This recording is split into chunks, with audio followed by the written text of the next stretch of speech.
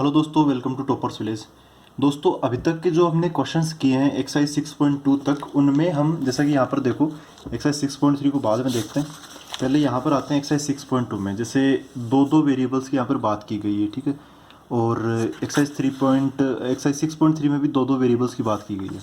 यहाँ पर बात ये है कि एक ही इनइक्वलिटी है, लेकिन यहाँ पर जैसे यहाँ पर दो इनइक्वलिटीज़ आ गई, यहाँ पर तीन इनइक्वलिटीज़ आ गई, फिर आप आगे देखोगे तो चार चार इनइक्वलिटी हमें मिलती है, और लास्ट के क्वेश्चंस तक पहुँचते पहुँचते हमें एक साथ साइमल्टेनियसली पांच पांच इनइक्वलिटीज हमें लास्ट तक डील करना पड़ेगा।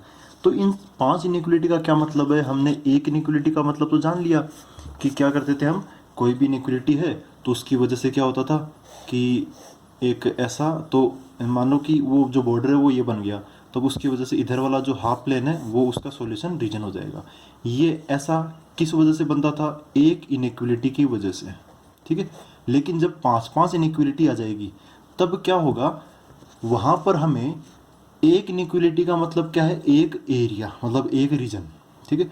दो इनइक्वलिटी का मतलब दो एरियाज, मतलब दो रीजन्स आ जाएंगे।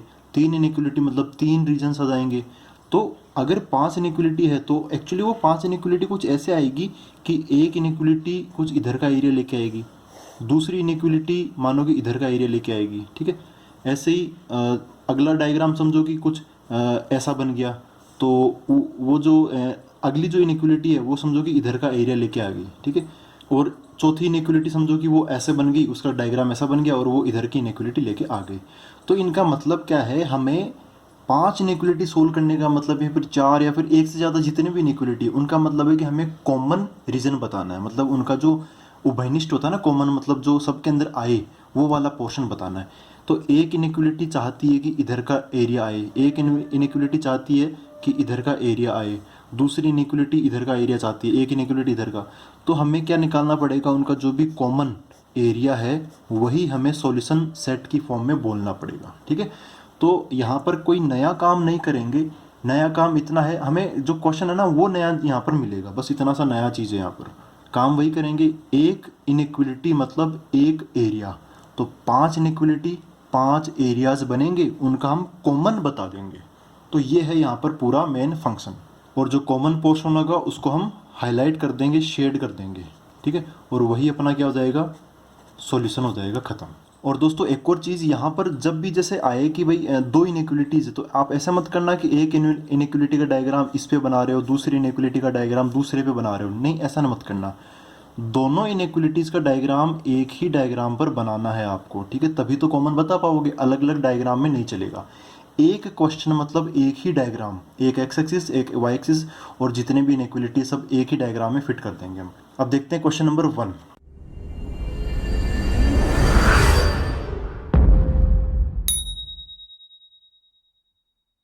तो दोस्तों क्वेश्चन नंबर 1 का ये है scene, x greater than equal to 3, y greater than equal to 2। और इसमें बोला है कि solve the following system of inequalities graphically. Graphically हमें बताना है, तो कुछ नहीं, हमें ग्राफ का जो कॉमन भाग है ना, जो इसमें इसमें दोनों में आता है, वो बता देना है और वही अपना आंसर हो जाएगा। तो क्वेश्चन लिख लेता हूँ मैं, x greater than equal to 3 and y greater than equal to 2। दोनों का डायग्राम बना लेते हैं। और यहाँ पर थोड़ा डायग्राम में फास्ट बनाना पड़ेगा, ठीक है, फास्ट डायग्राम बनाना पड़ेगा, मतलब जल्दी से। तो सबसे पहले इसको लेते हैं। यहाँ पर क्या बोला है? x equal to 3। इसका डायग्राम क्या होता है x इक्वल टू 3 का? इस पहले क्वेश्चन में मैं एक बार अलग अलग डायग्राम बना देता हूँ, फिर दोनों को फिर ज्वाइंट कर देंगे। तो x इक्वल टू 3 का डायग्राम कैसा होगा? यहाँ पर पॉइंट डाल के देख लो, 3,0 इस पर होगा, y की वैल्यू फिर 5 डाल लो, तो 3,5 भी होगा। ऐसे बहुत सारे पॉइंट भी लेंगे। कुल मिला के इसका जो डायग्राम होगा वो एक वर्टिकल लाइन होगी ऐसे, ठीक है। अच्छा, इनको मिलाएंगे कैसे? यहाँ पर इक्वल का साइन है तो मैं ऐसे सॉलिड तरीके से मिला दूंगा। ये एक्स एक्सिस, ये वाई एक्सिस, और ये अपनी लाइन है एक्स इक्वल टू 3। इस बार मैं क्या करूँगा, यहाँ पर जो एक्स्ट्रा जो चीज़ें हम लिखते थे जैसा कि एक्सरसाइज 6.2 के अंदर, वो सिखाने के लिए था। अब हम वहाँ यहाँ पर अपना टास्क बदल गया है, हमें दो दो इनइक्वलिटी सोल्व करनी है। तो छोटी मोटी इन्फॉर्मेशन आप नहीं भी लिखोगे तब भी चल जाएगा। तो x इक्वल टू 3 और ये बन गया। अब एक एक्स्ट्रा पॉइंट लेते हैं, तो मैं हमेशा 0,0 लेने की बताता हूँ आपको। तो ये जो एक्स्ट्रा पॉइंट है वो इस लाइन पे नहीं होना चाहिए। तो 0,0 उठा के देखो कि इनइक्वलिटी सेटिस्फाई होती है कि नहीं होती। 0,0 को आप रखो, किसमें इनइक्वलिटी क्या है? x greater than equal to 3। तो इसमें जब आप 0,0 रखोगे तो 0 ग्रेटर देन इक्वल टू 3 आएगा। ये चीज़ सही है या गलत है? ये चीज़ गलत है। तो इसका जो आंसर बनेगा इस बॉर्डर की वजह से इसके दो पोर्शन हो गए, इधर का और इधर उधर का। तो इधर का एक पॉइंट है 0,0, उसने इसको सेटिस्फाई किया नहीं इनइक्वलिटी को।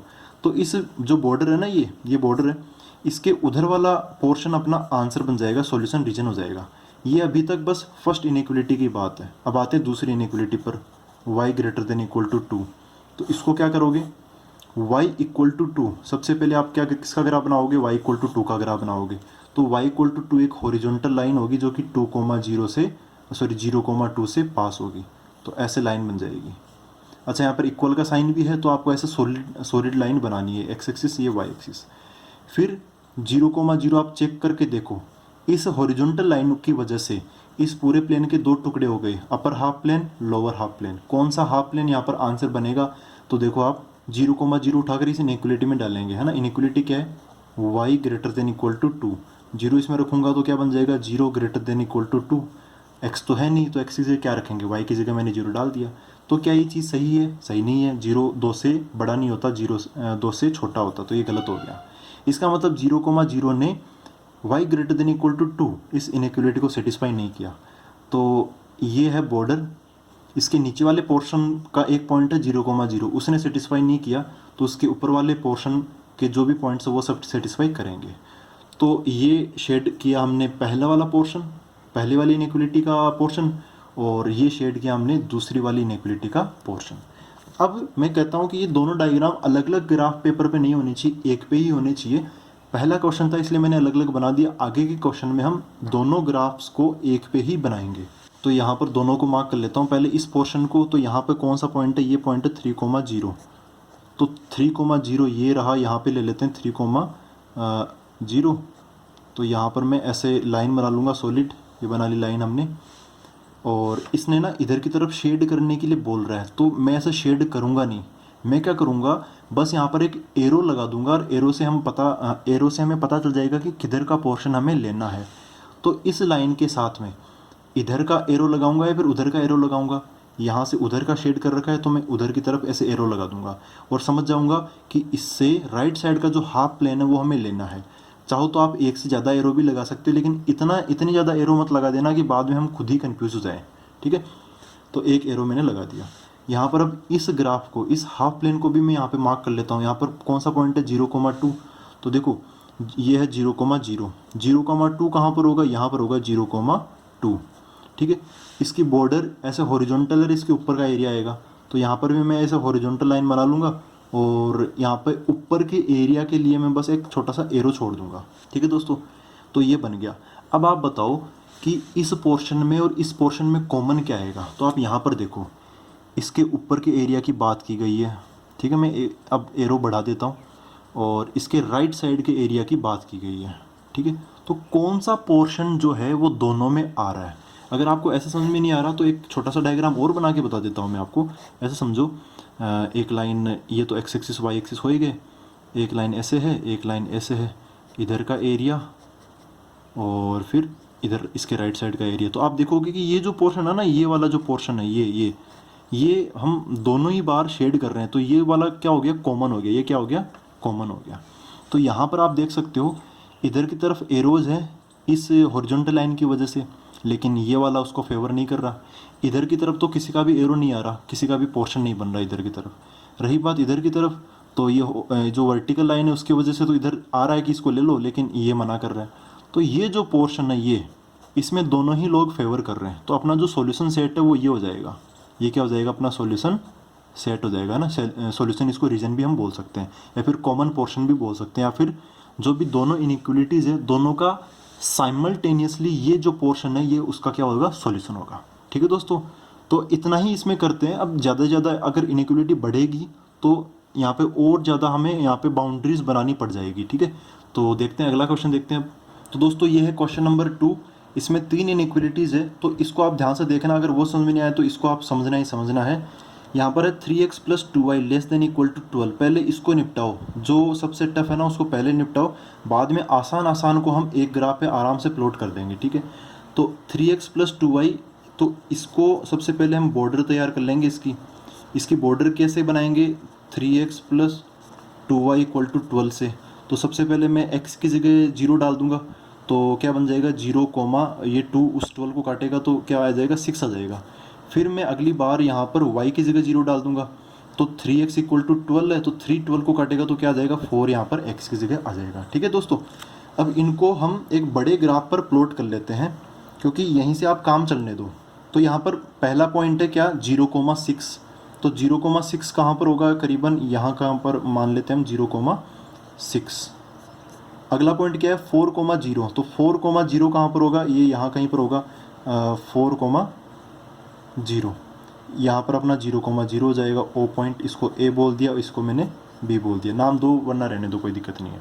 अच्छा, अब इस इन दोनों पॉइंट्स को मैं मिलाऊंगा, बॉर्डर तो है ही है, लेकिन कैसे मिलाऊंगा, तो यहाँ पर एक बार साइन देख लेना, यहाँ पर इक्वल का साइन है तो मैं ऐसे सॉलिड तरीके से मिला दूंगा, मतलब यहाँ पर हम डॉटेड लाइन नहीं बनाएंगे तो ये टेढ़ा ना हो जाए। तो अरे यार टेढ़ा हो रहा, कोई बात नहीं, ऐसे हो गया। ठीक है, ये बन गई इसकी बॉर्डर। दोस्तों अब आपको यहाँ पर ये डिसाइड करना है कि इसकी वजह से दो हाफ प्लेन हो गए। यहाँ पर आप फर्स्ट हाफ ऐसे, सेकंड हाफ प्लेन ऐसे मत लिखना, क्योंकि ये तो एक इनइक्वलिटी की कहानी है, फिर दूसरी तीसरी इनकी कहानी कहाँ लिखोगे फिर। ठीक है, तो आप क्या करो, आप साइड में अपना होमवर्क कर लो। यहाँ पर मान लिया कि इधर का हाफ प्लेन इधर का हाफ प्लेन दो पोर्शन हो गए, एक की तरफ 0 0 है, दूसरी की तरफ 0 0 नहीं है, तो आप 0 0 रखो किसके अंदर, अपनी इनइक्वलिटी के अंदर। इनइक्वलिटी क्या है 3x plus 2y less than equal to 12। 0 0 जब आप इसमें रखोगे तो ये क्या बन जाएगा 0 plus 0 less than equal to 12। क्या ये सेटिस्फाई हो गया, क्या मतलब सही है क्या, ट्रू है या फॉल्स है, ऐसे पूछ रहा हूँ मैं। 0 लेस देन इक्वल टू 12, तो ये चीज़ सही है, 0 12 से छोटा होता ही है। इसका मतलब क्या है कि 0,0 ने इस इनइक्वलिटी को सेटिस्फाई कर दिया। इसका मतलब जो 0,0 जहाँ पर स्थित है उसके साइड वाला जो हाफ प्लेन है वो अपनी इस इनइक्वलिटी का क्या बन जाएगा, सॉल्यूशन बन जाएगा। इसका मतलब ये इधर का जो पोर्शन है, मैं इस बार पूरा शेड नहीं करूँगा, आपको पता है क्यों नहीं कर रहा मैं पूरा शेड, क्योंकि अभी दो इनइक्वलिटीज़ और बची हुई है। इस एक ही डायग्राम में बहुत ज़्यादा ऐसा होच पोच सा हो जाएगा। ठीक है, मतलब बहुत ज़्यादा ये कंजेस्टेड हो जाएगा, इसलिए नीट एंड क्लीन रखते हुए हम कुछ एरोज की मदद से यहाँ से समझ लेंगे कि कौन सा पोर्शन हमें लेना है, कौन सा शेड करना चाहिए था। ये वाला शेड करना हमें चाहिए था, जो कि मैंने किया नहीं, बस एरो लगा के छोड़ दिया। नेक्स्ट क्या है x greater than equal to 1, तो इसको और फास्ट करना है क्योंकि यहाँ तो दो दो चीज़ें थी ना, यहाँ तो सिंगल ही है। तो सबसे पहले बॉर्डर क्या होगा x इक्वल टू 1। अब देखो x इक्वल टू 1 मतलब यहाँ पर ये है ना, ये वाला पॉइंट है अपना 1,0, तो x इक्वल टू 1। अच्छा यहाँ पर क्या है, इक्वल का साइन भी है, तो यहाँ पर x इक्वल टू 1 मतलब एक horizontal line, x equal to 1 मतलब ऐसे एक हॉरिजॉन्टल लाइन बनेगी। और यहाँ पर क्या आएगा y इक्वल टू 2, इसका मतलब एक सॉरी इसको वर्टिकल बोलते हैं, इसको हॉरिजॉन्टल बोलते हैं, उसके लिए सॉरी। तो x इक्वल टू 1 मतलब एक vertical line, x equal to 1 यहाँ से एक वर्टिकल लाइन बन जाएगी ऐसे। ठीक है, और क्या बोला यहाँ पे y greater than equal to 2, तो y इक्वल टू 2 तो ये एक हॉरिजॉन्टल लाइन है, जो कि यहाँ वाले एक पॉइंट, कौन सा है ये पॉइंट, ये 0,2 यहाँ से गुजरेगी एक हॉरिजॉन्टल लाइन ऐसे, ये x एक्सिस ये y एक्सिस। और इस बॉर्डर का क्या नाम है, ये वाला था ना 3x plus 2y equal to 12, और ये वाला पोर्शन क्या है अपना y इक्वल टू 2, ये बॉर्डर है, ये वर्टिकल लाइन मतलब x इक्वल टू 1 ये बॉर्डर है। अच्छा, फर्स्ट इनइक्वलिटी को तो हमने मार्क कर ही लिया, x greater than equal to 1 मतलब x है ना 1 या 1 से ज़्यादा होना चाहता है। तो एक तो आप यहाँ पे भावना से समझ सकते हो कि भाई ये जो वर्टिकल लाइन है इसके दाईं तरफ का पोर्शन लेंगे या फिर लेफ्ट साइड का पोर्शन लेंगे। अगर समझ में नहीं आता, क्योंकि यहाँ पर दाईं तरफ का पोर्शन लेंगे, x चाह रहा है कि 1 से ज़्यादा हो, तो मतलब 1 से ज़्यादा मतलब ऐसे पॉइंट जिनका x कोऑर्डिनेट 1 से ज़्यादा हो तो राइट साइड वाला पोर्शन ही आएगा। लेकिन फिर भी अगर आप नहीं समझ पा रहे तो आप 0,0 उठाओ, इसके अंदर डालो, तो 0 ग्रेटर देन इक्वल टू 1 सही है क्या, नहीं है, है ना, 0 तो 1 से छोटा होता है, बड़ा कैसे हो जाएगा।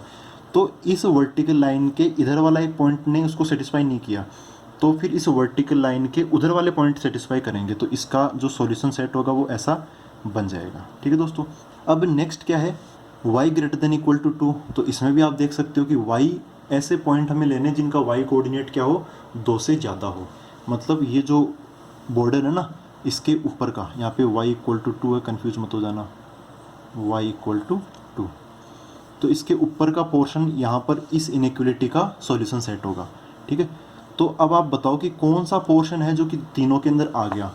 इसको मैं एक बार अलग डायग्राम से बताऊं तो एक्चुअली हुआ क्या, एक ऐसे टेढ़ी लाइन है उसके इधर का पोर्शन आया, एक ऐसे हॉरिजॉन्टल लाइन है इसके ऊपर का पोर्शन आया, और एक वर्टिकल लाइन है जिसके दाईं तरफ का पोर्शन आया। तो ऐसा कौन सा पोर्शन है जो कि तीनों के अंदर आया, मतलब कॉमन क्या है, कॉमन है ये वाला बीच वाला, ठीक है। जो कि अब मैथमेटिकल जो रीजनिंग होती है ना, क्या बोलते हैं हम उसको, हाँ एप्टीट्यूड, वो यहाँ पे काम आता है। आप देखते ही बता दो कि भाई कौन सा पोर्शन कॉमन है।